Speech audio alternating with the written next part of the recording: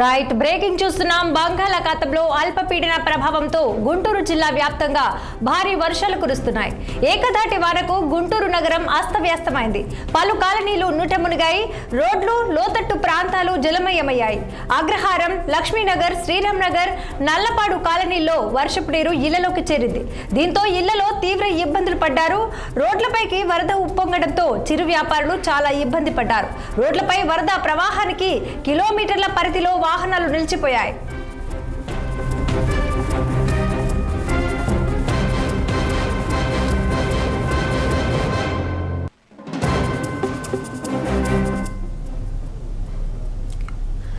మంగళవారం ఉదయం నుంచి పలు చోట్ల ఎడతెరిపి లేకుండా వాన పడుతోంది. గడిచిన 24 గంటల్లో సగటున 14.5 సెంటీమీటర్ల వర్షపాతం నమోదైనట్లు అధికారులు వెల్లడించారు.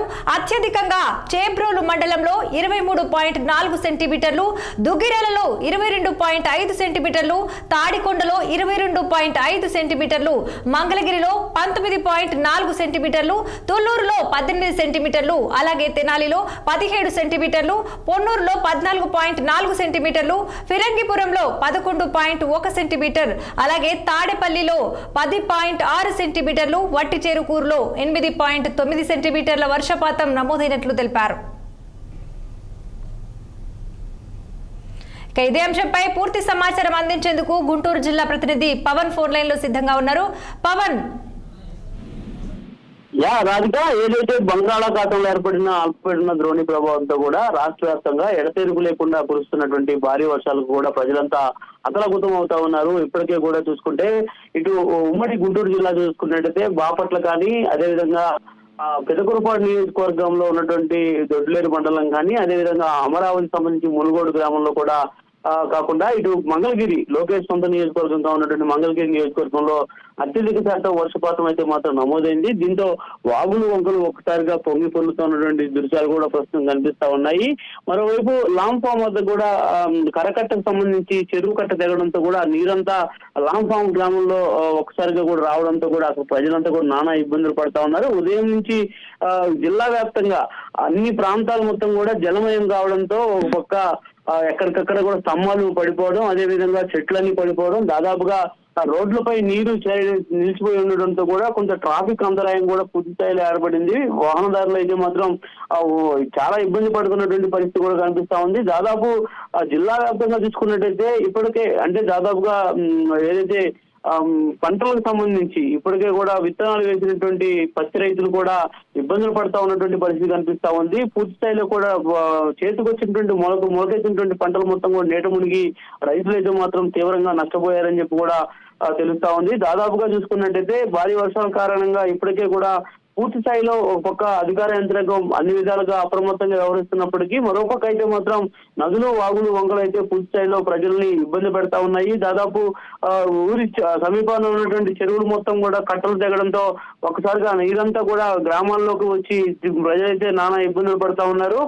ఇప్పటికే మనం చూడొచ్చు, విజువల్స్ లో కూడా స్పష్టంగా కనిపిస్తా ఉన్నాయి. ఏదైతే పెదకురపాడు నియోజకవర్గంలో ఉన్నటువంటి లోతట్టు ప్రాంతాలు మొత్తం కూడా పూర్తి స్థాయిలో జలమయంగా మారాయి. కొన్ని ఇళ్లలోకి దాదాపు మోకాళ్ళలోతు కూడా నీరు వచ్చి ప్రజలైతే మాత్రం తీవ్ర ఇబ్బందులు పడతా ఉన్నారు. పిల్లల్ని సైతం బయటికి తీసుకొని వాడు బయటికి వెళ్తున్నటువంటి నేపథ్యంలో పెద్ద మొత్తంలో నీరు చేరేటువంటి ఇబ్బందులు మొత్తం వారిని అయితే మాత్రం ఇబ్బందులకు గురి చేస్తా ఉన్నాయని చెప్పాలి. ఇప్పటికే కూడా జిల్లా కలెక్టర్ నాగలక్ష్మి స్వయంగా కూడా గుంటూరు జిల్లాకు సంబంధించినటువంటి దానిపై సమీక్ష చేస్తుంటే, మరోవైపు పల్నాడు జిల్లా కలెక్టర్ అరుణ్ బాబు కూడా ఎప్పటికప్పుడు అధికారులతోనే మాట్లాడుతూనే ఉన్నారు.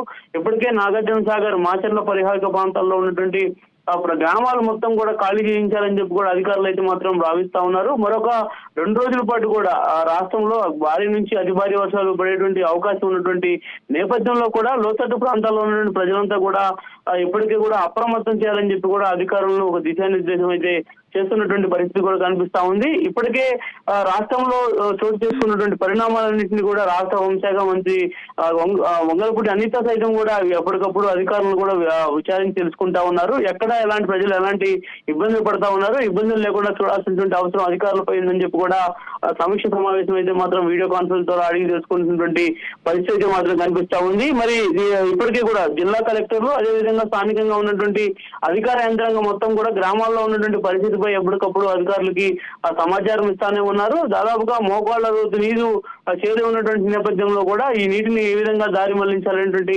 దానిపై సమగ్రంగా కూడా ఎప్పటికప్పుడు విచారణ చేస్తున్నటువంటి పరిస్థితి అయితే మాత్రం కనిపిస్తా ఉంది. మరి ఉమ్మడి గుంటూరు జిల్లాకు సంబంధించి చూసుకున్నట్టయితే ఇటు బాపట్ల జిల్లాలో పూర్తి స్థాయిలో కూడా అయితే మాత్రం కొన్ని గ్రామాలు నీట మునిగినటువంటి పరిస్థితి కనిపించింది. మరోవైపు నిజామాపట్నం ఎయిర్ పోర్టుకు సంబంధించి ఇప్పటికే కూడా 7వ నెంబర్ సంఖ్యని ఎగరవేశారు. ఎవరు మత్స్యకారులు ఎవరు కూడా వేటకు వెళ్ళొద్దని చెప్పి కూడా సూచిస్తా ఉన్నారు. దాదాపు సోమవారం వరకు మత్స్యకారులు ఎవరు కూడా వేటకు వెళ్ళొద్దని చెప్తా ఉన్నారు. మరోవైపు జిల్లాలో ప్రత్యామ్నాయ మార్గాలు కూడా అధికారులు ఏర్పాటు చేస్తున్నటువంటి పరిస్థితి మాత్రం కనిపిస్తా ఉంది. దాదాపు జిల్లాకు సంబంధించి ఇప్పటికే కూడా అన్ని విధాలు ఏర్పాటు చేస్తున్నప్పటికీ కూడా మరోవైపు రాష్ట్ర ప్రభుత్వం అదేవిధంగా జిల్లా అధికార యంత్రాంగం ఎప్పటికప్పుడు ప్రజలకు సంబంధించినటువంటి అంశంలో కూడా ప్రధానంగా వారికి కావాల్సినటువంటి సహాయ సహకారాలు కూడా అందిస్తా ఉంది. ఇప్పటికే నీట ముడిగినటువంటి గ్రామాల్లో మధ్యాహ్నం భోజనం అదేవిధంగా ఉదయం పులిహార ప్యాకెట్లను కూడా అందజేస్తున్నటువంటి పరిస్థితి కూడా కనిపిస్తా ఉంది. మరి మొత్తానికి